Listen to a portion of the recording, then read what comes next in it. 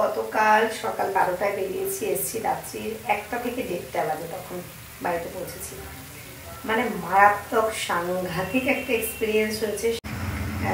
তো কালকে এতটা সময় বাইরে স্পেন্ড করেছি, এই কারণে আজকে সারাদিন বাড়িতে ক্লাসও অফ আছে, যেহেতু প্রিয়াংশুর এক্সাম আছে।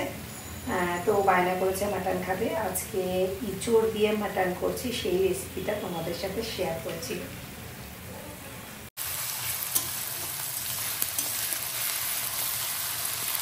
এদিকে ইঁচড় হালকা বয়েল করে রেখে দিয়েছি, ইঁচড় দিয়ে আজকে মাটন হবে। এদিকে মাটনটাকেও 2টো সিটি মেরে রেখে দিয়েছি। কড়াতে তেল দিয়ে তেজপাতা, শুকনো লঙ্কা আর জিরে ফোড়ন দিয়ে নিয়েছি। তারপর টমেটো দিয়েছি, পেঁয়াজ দিয়েছি, আদা রসুন দিয়েছি। টমেটো আর একটু লাগবে, দিয়ে দিচ্ছি। একটু হলুদ গুঁড়ো দিয়ে দিচ্ছি।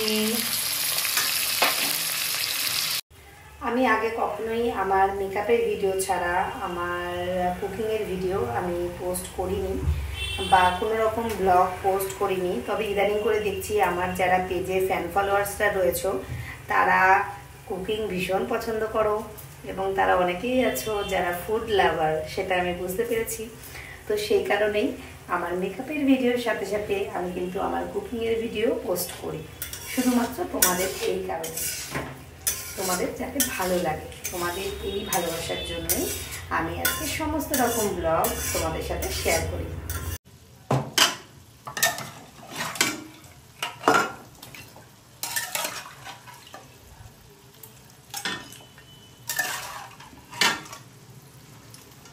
প্রেসারে 2টো সিটি মেরে রাখা হয়েছিল মাংসটা, সেখান থেকে আমি জলটা ছেঁকে ছেঁকে শুধুমাত্র মাটনগুলো এই কড়াটার মধ্যে দিয়ে দিচ্ছি।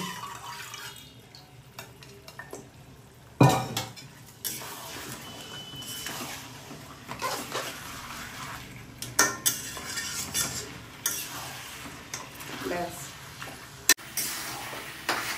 খুব ভালো করে মাটনটা কষিয়ে নেব।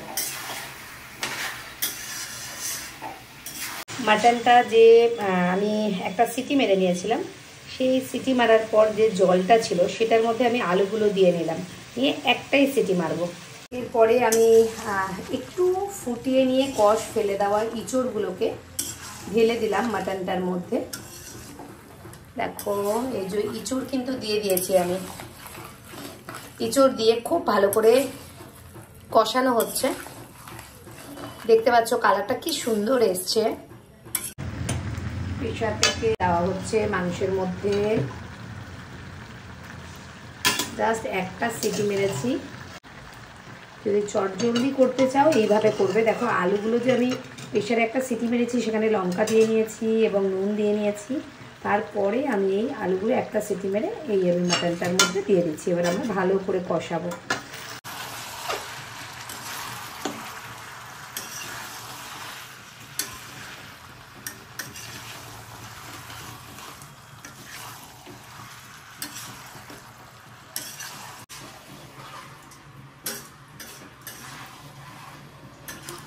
ওই দেখো শম্ভুদাও মাটন কষাতে চলে এসেছে, উনিও আমার হাতে হাতে এই কাজগুলো করে দেন।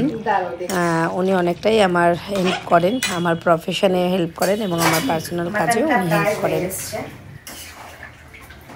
প্রিয়াংশুর ডিমান্ড একটু কষা কষা মাটন খাবে, ওর জন্য একটু মাটনটা কীরকম টেস্ট হয়েছে সেটা ওকে একটু টেস্ট করতে দেব।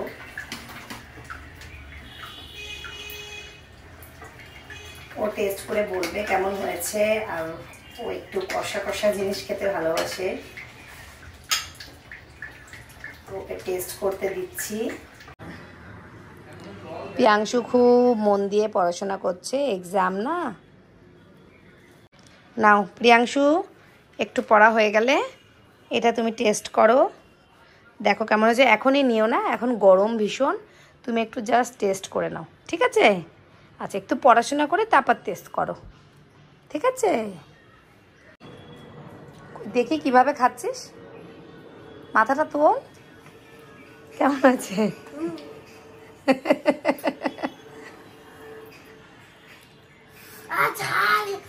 একটু তো ঝাল হবে, মাটনে ঝাল না দিলে হয়? এরকম করে একটু একটু করে খেয়ে একটু একটু করে জল খাবে না? মুখ দিয়ে জল খেতে বারণ করেছি না তোমাকে? মুখ দিয়ে জল খাবে না বাবা, কথা শোনো। খেতে খেতে জল খেতে নেই। দেখি নাকি খুব ঝাল হয়েছে, দেখি একটু। খুব ঝাল তো হয়নি বাবু, খুব ঝাল তো আমি দিইনি। এত হুয়া হচ্ছে।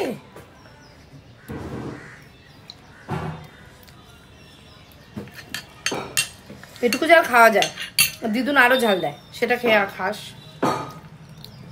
টেস্টি হয়েছে তো।